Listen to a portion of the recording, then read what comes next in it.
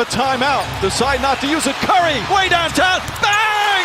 Bang! In an average NBA game, Stephen Curry dribbles the basketball over 500 times. That's not just more than most players. It's nearly double that of many starting guards in the league. We see the impossible shots, the gravity-defying range, but we mistake the effect for the cause. The vast majority of his work, his genius, happens long before he ever decides to shoot. We're not just showing you 6 drills today. We're breaking down the hidden system Curry uses to control the basketball, the game, and his opponent's entire mindset. And pay close attention, because the 6th drill, involving a simple piece of equipment you absolutely already own, is the one that truly separates the amateurs from the pros. But before we dive in, let's start with a quick gut check. What's the one move in your own game that you wish felt as fluid and natural as Curry's? Is it a crossover, a step back, a simple in and out? Whatever it is, picture it in your mind and then let me know in the comments below. That feeling you're chasing is exactly what we're building today.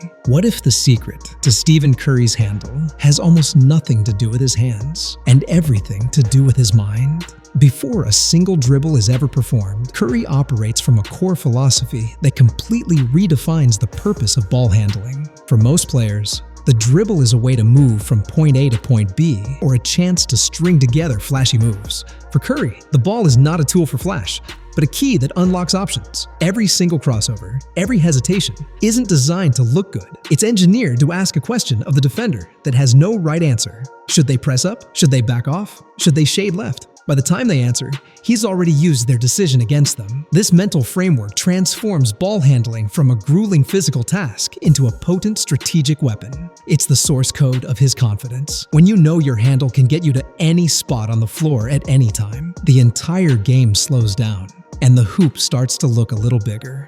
Your mind becomes clear and focused. So the very first step isn't on the court, it's in your head.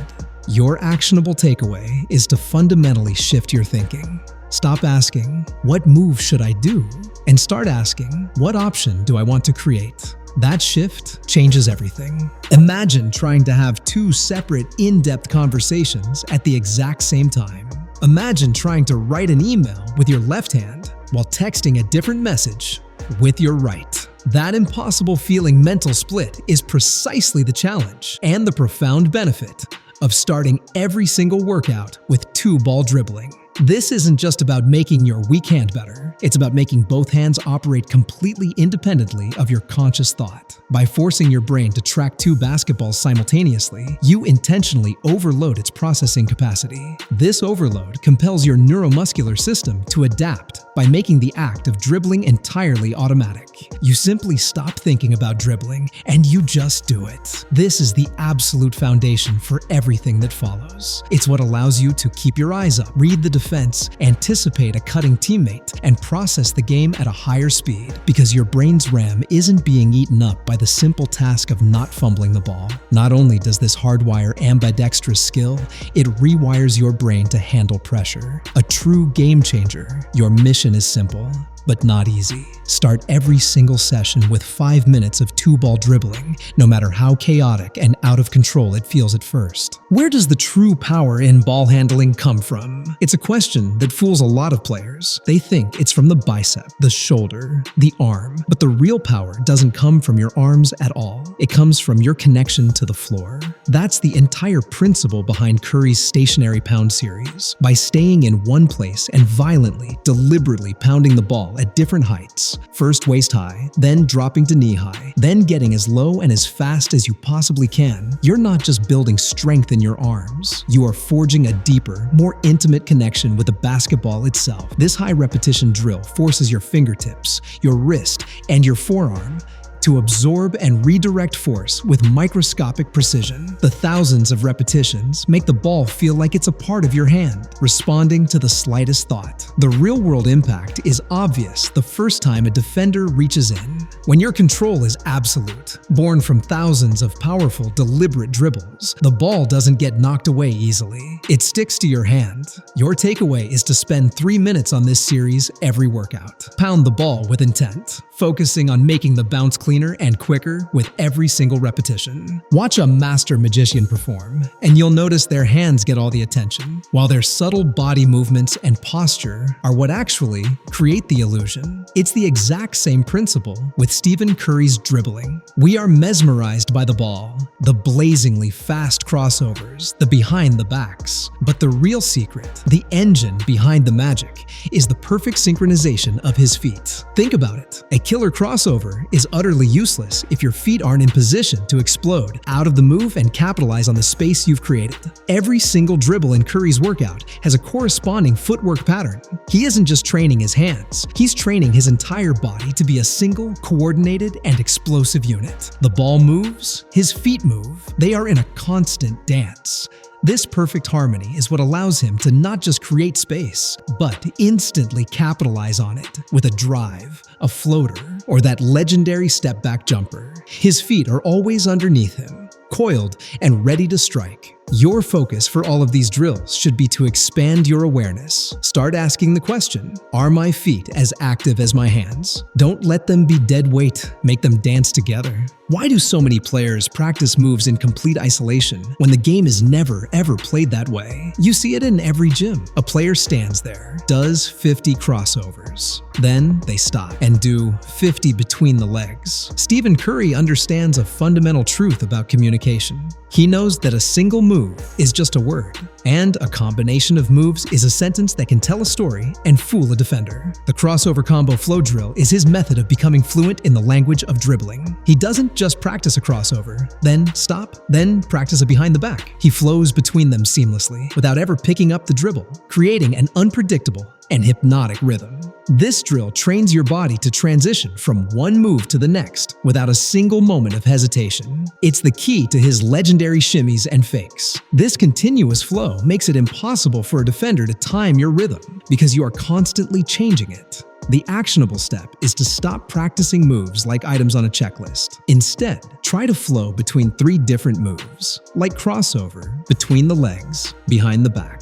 for 30 seconds straight, focusing only on the smoothness of the transitions. What if your weak hand isn't actually weak at all? What if it's simply uneducated? This is another critical mental shift that separates Curry from the pack. He doesn't view his non-dominant hand as a liability to be hidden or protected. He treats it as a second weapon that needs just as much training and education as the first. The entire goal of his drills isn't just to prevent turnovers when he's inevitably forced to his left. It's to become just as dangerous, just as creative, and just as capable of making a play with either hand. This is achieved through targeted, isolated, and relentless work. There are no shortcuts. Every single drill you do with your dominant hand, you must do for the exact same duration and with the exact same intensity with your non-dominant hand. This painstakingly rewires the brain's pathways, building coordination, strength, and most importantly, confidence, until the very distinction between strong and weak begins to dissolve. An ambidextrous player is a defender's worst nightmare. You completely erase their game plan because there is no weak side to force you to anymore. Your actionable mission is non-negotiable.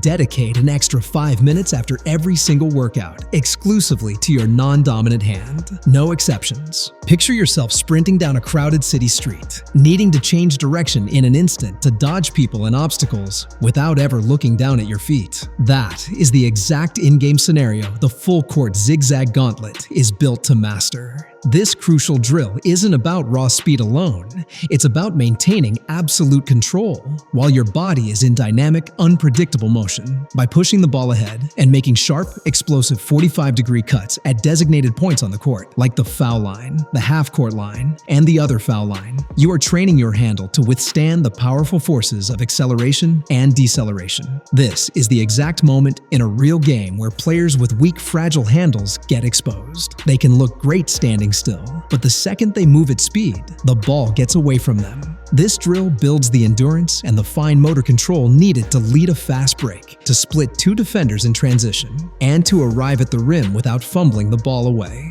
Your muscle memory for the dribble gets stronger under duress. The actionable focus here is to make every change of direction explosive. Use 1 or 2 hard dribbles to change your angle, all while keeping your head up and scanning the entire court. Here we arrive at the single biggest mistake you can make while practicing these drills, a mistake that guarantees you will never develop an elite handle. Players instinctively drill at a comfortable speed. They find a pace where they never lose the ball, believing that flawless, perfect repetition is the key to improvement. But Stephen Curry's method is the exact polar opposite. He relentlessly and intentionally practices the very edge of chaos, pushing his dribbling speed and complexity until he does lose control and the ball flies away. Why would the greatest ball handler on earth practice in a way that makes him look clumsy? Because growth does not happen in your comfort zone. Practicing at a safe, comfortable speed builds a fragile handle. It's a handle that feels great in your driveway, but shatters the moment a defender applies real physical game pressure. Pushing yourself to the point of failure is how you expand your limits. It's how you make a chaotic game speed feel controlled and normal. Your handle only gets faster when you train faster than you can currently handle.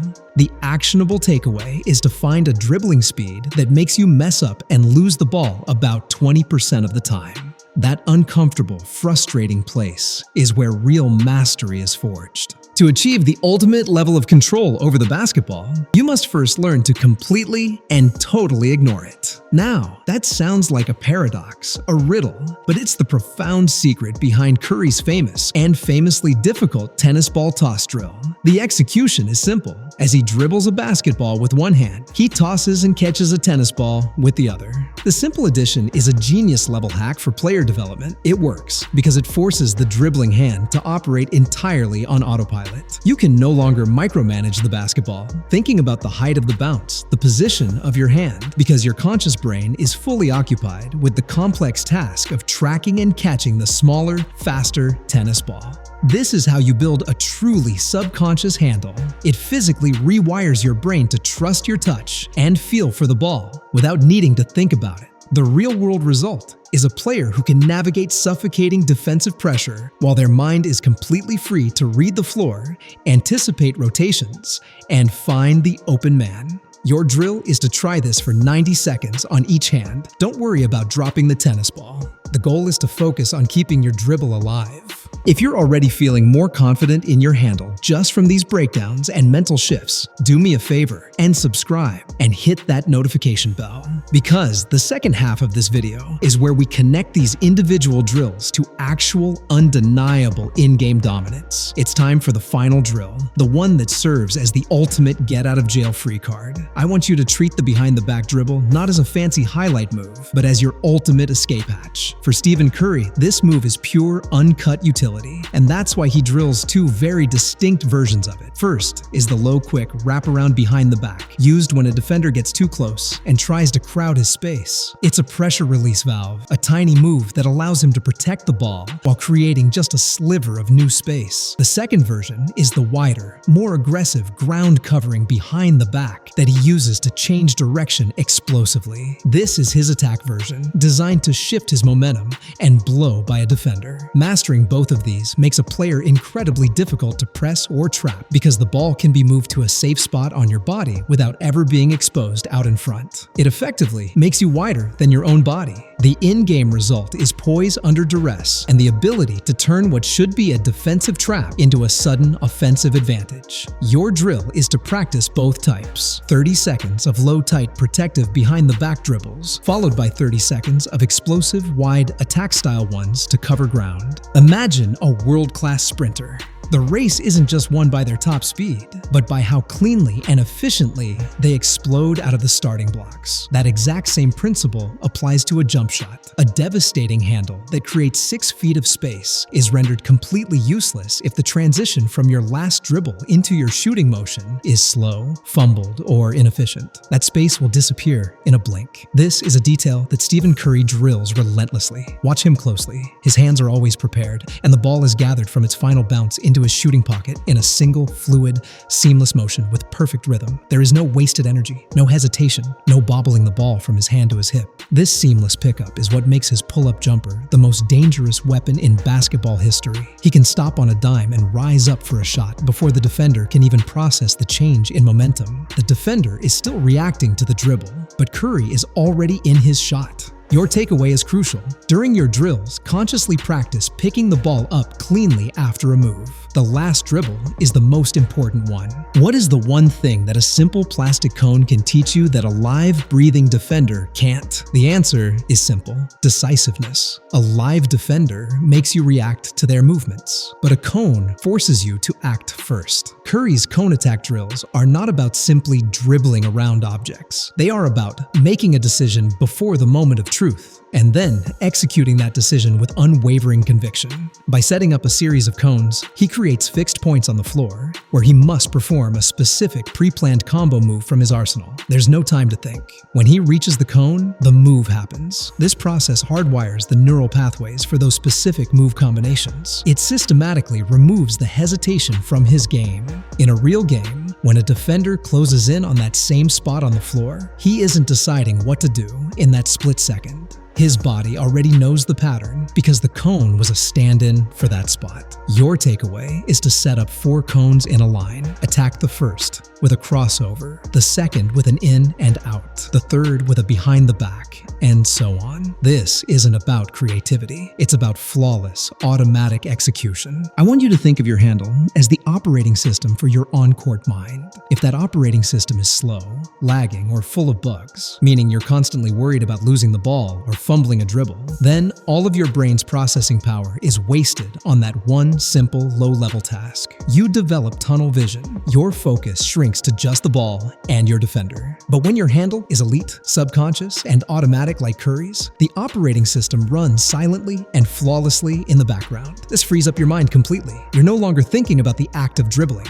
Instead, you're thinking about the geometry of the court, the opponent's defensive shade, the teammate cutting backdoor, the shot clock winding down. A quiet handle leads to a quiet mind. This is why Curry seems to process the game in slow motion. He has the extra mental bandwidth to see everything because he isn't being distracted by the ball at his fingertips. Your takeaway: view every single dribbling drill not as a physical exercise, but as a meditation. The better your handle gets, the calmer and sharper your mind will be. So why do all of this? Why the thousands of hours of rigid, repetitive, sometimes monotonous drilling? The ultimate goal is not to become a robot who can perfectly execute drills. It's to become an artist. Think of it like a world-class jazz musician. They practice scales, chords, and arpeggios for thousands upon thousands of hours. They do this not so they can get on stage and robotically play the scales for an audience, but so they can completely forget about them and just improvise freely and beautifully. Curry's drills are his scales. By mastering these fundamental patterns to the point where they are completely subconscious, he builds a deep vocabulary of moves he can draw from at any moment. In the heat of a game, with a defender in his face, he isn't thinking, execute crossover combo number 2 from the cone drill. He's feeling the defender's momentum, reading their weight shift, and creating blending and remixing his skills on the fly. The rigid structure of the practice is what provides the ultimate freedom in performance. The intense discipline of the workout is what unlocks the ability to be completely unpredictable when it matters most. Your goal isn't to perform drills in a game, it's to use the skills from the drills to create your own music. Where does ball handling even go from here? After a player like Curry has already so thoroughly redefined what's possible, what's next? The next evolution, which we're already beginning to see from the next generation of players, is a move toward total offensive integration. These players are building on Curry's foundation of ruthless efficiency.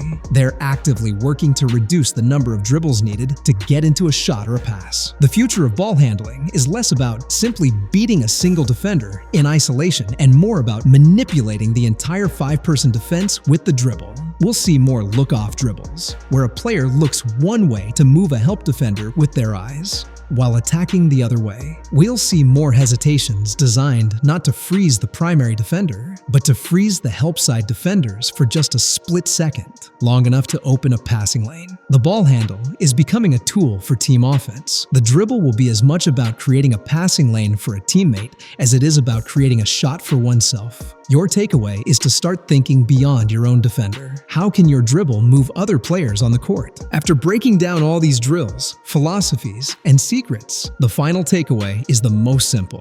And yet, it is by far the most difficult to execute. The magic is not in the tennis ball drill. It's not in the cone drill. The magic is not in any single drill. The magic is in the relentless, monotonous, day in and day out consistency of doing the work when nobody's watching. Stephen Curry is not the greatest shooter of all time because he found one secret drill that no one else knows. He is who he is because he has likely spent more hours in an empty gym perfecting these mundane fundamentals than anyone else on the planet. The drills are the engine, but it is the unwavering, non-negotiable consistency that fuels it. That's the real game changer. Without that deep commitment, these are just exercises you do once in a while. With it, they are the undeniable building blocks of greatness. This is a journey of a million dribbles. Your final and most important mission is not to just try these drills once, but to schedule them into your routine and refuse to miss a single day. So, there you have it. 6 drills, but a much deeper philosophy. It's about building a handle that serves a purpose, creating options, building confidence,